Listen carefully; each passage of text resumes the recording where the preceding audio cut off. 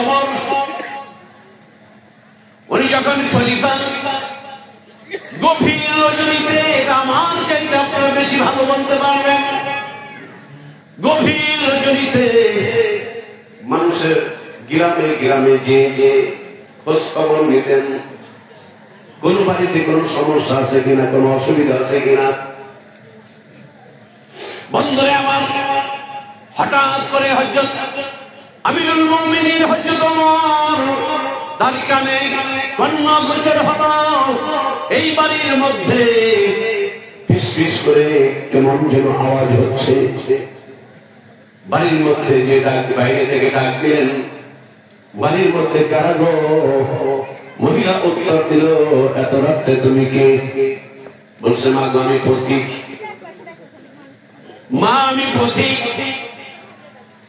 এত রাত্রে কোথায় যাও? হযরত ওমর বলছে, যাচ্ছিলাম রাস্তা দিয়ে, আপনারা আওয়াজ পেয়ে দাঁড়াইলাম। মা গো চুলায় কি দিয়েছ? চুলায় কি দিয়েছ? বলছে, বাবা গো কে তুমি? তোমার তো চিনি না।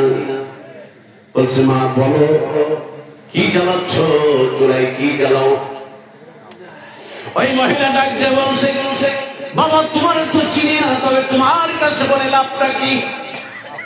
শুনেছিলাম বর্তমান জামানার যিনি বাদশা ওমর, যিনি বাদশা, যিনি রাষ্ট্রপতি, যিনি প্রধানমন্ত্রী হযরত ওমর, উনি তো আমাদের কোন খোঁজ খবর নেয় না, তোমার কাছে বলে লাভ কি?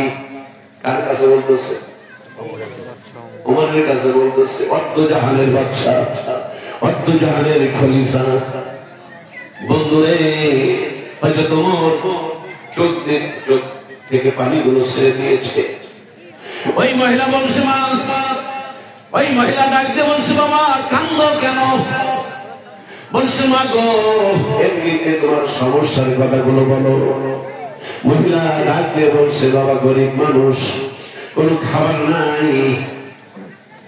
বাবা কোনো খাবার নাই, আমার ঘরে ছোট্ট ছোট্ট দুইটা বাচ্চা, ক্ষুধার যন্ত্রণায় কাতর হয়ে, ক্ষুধা সহ্য করতে না পেরে আমি মিথ্যা আশ্বাস প্রদান করে ওদেরকে ঘুম পাড়াইয়া দিয়েছি। বাবা গো ঘরের মধ্যে তাকাইয়া দেখো ওরা কেমন করে, ছোট্ট মানুষ, ক্ষুধার যন্ত্রণা কি জিনিস ওরা সহ্য করতে পারে না, আমি ওদেরকে ঘুম পাড়াইয়া দিয়েছি। বাবা ঘুম থেকে উঠে যদি খাবার চাই, আমি মা হয়ে কেমন কইরা ওদেরকে খাবার দিব? আমার বাড়িতে কোনো কিছু নাই। হযরত ওমর বলছে, মা চুলাই কি? বলছে, বাবা ওদেরকে মিথ্যা আশ্বাস প্রদান করে পানিগুলো চুলার উপরে দিয়ে জ্বালাচ্ছি, ভান করছি। ওরা ভাবতেছে হয়তো মা রান্না বান্না করছে। হযরত ওমর চোখের পানিগুলো ছেড়ে দিয়ে কান্দে আর বলে, মা একটু অপেক্ষা করো, আমি আসতে আছি। চলে গেলেন বাইতুল মাল থেকে আটা,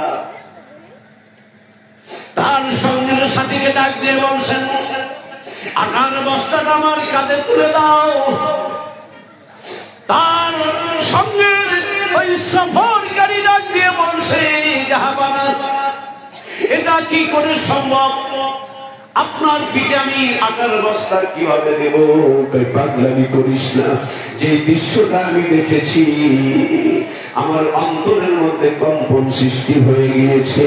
জলদি করে আটার বস্তাটা আমার কাঁধে উঠাইয়া দে, কিছু বাজার টাজার দে, জলদি করে কিছু খাবার দে। এবার হযরত ওমর অর্ধজাহান পরিচালনা করেছেন যিনি, উনি পাগলের মতো দৌড়াইতে দৌড়াইতে ওই মহিলার বাড়ি হাজির হয়ে বলছেন, মা তাড়াতাড়ি রুটিগুলো বানাও। হযরত ওমর নিজের সাথে ওই মহিলার সাথে কাজগুলো করতে আছেন। আমার ভাইরা এই কথা বলার উদ্দেশ্য হলেন, একটা মানুষ যদি ভালো সহবতে যায়, তার অন্তরের মধ্যে আল্লাহর পক্ষ থেকে ভালো ফয়সালা হয়ে যায়। বন্ধুরে, আপনি মানেন আর না মানেন, কোরআন সত্য, হাদিস সত্য, সুন্নাহ সত্য, আপনি যদি মানলে মানতে পারেন, না মানলে সেটা আপনার ব্যাপার। তবে যেই কথাগুলো বলছি 100% সত্য। যদি কেউ মিথ্যা বলার চেষ্টা করে ঈমান থাকবে না। নবীর সম্মান, খোলাফায়ে রাশিদিনদের সম্মান যদি কেউ অবজ্ঞা করে, তার ঈমানের ঘাটতি হয়ে যাবে। হযরত ওমর ওই মায়ের সঙ্গে, মহিলার সঙ্গে তাড়াতাড়ি করে রুটিগুলো বানাইলেন, রান্না বান্না করলেন, বসে আছেন। তখন বাচ্চা দুটো উঠবে।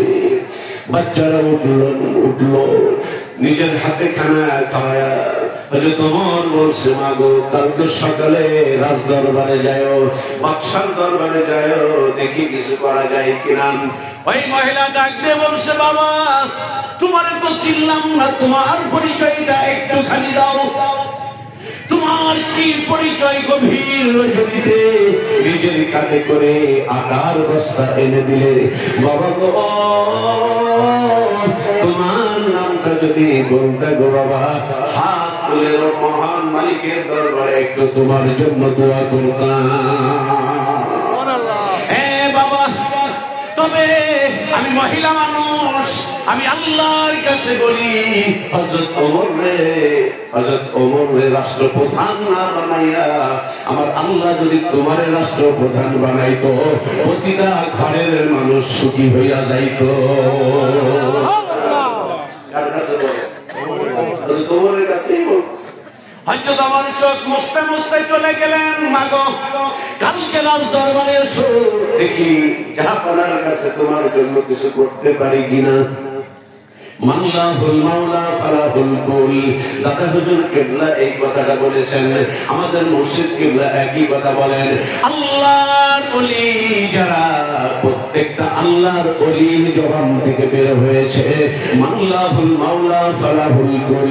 তুমি যদি আল্লাহর হয়ে যাও, আমার আল্লাহ তোমার হয়ে যাবে।